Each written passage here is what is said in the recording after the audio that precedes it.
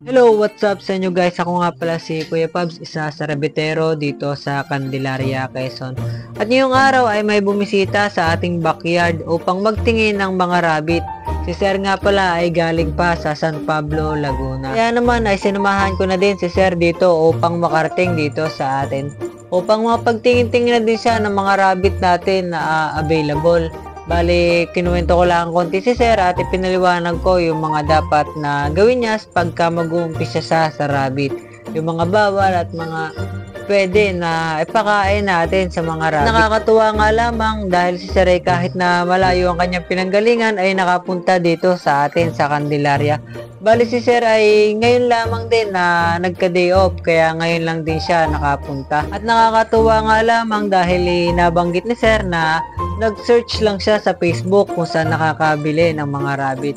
At syempre, yung atin ang una niyang nakita, kaya naman ay nag-message agad siya sa atin. At inintay natin ang day off niya upang makarating siya dito. Maya nga lamang ay ito na ang kanyang rabbit na napili.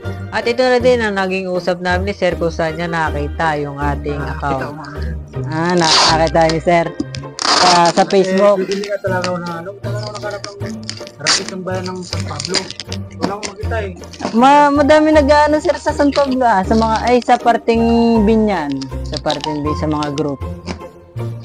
Sa ano kasi ako dito sa San Francisco. San Francisco. Ano Sir, paano nyo nakita? Sinearch nyo lang yung Ano sir? Na rabbit sales. rabbit. Yung akin Sir.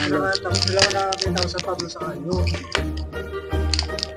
Yun sa ngayon ito na lang naging available ko May mga nag-design sa Laguna. At pagkatapos ng usap namin dito na Sir ay syempre nagpaalam na din sila at hinatid na rin natin sila sa sakayan ng jeep upang hindi na rin sila mahirapan sa pag-aabang dito na masasakyan sa atin sa Candelaria.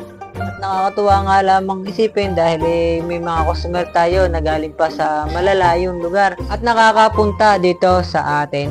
At yun lamang guys, maraming salamat sa nanood at kung hindi ka pa nakapollow ay mag-follow ka na upang ma-update ka sa mga rabbit nating ipopost.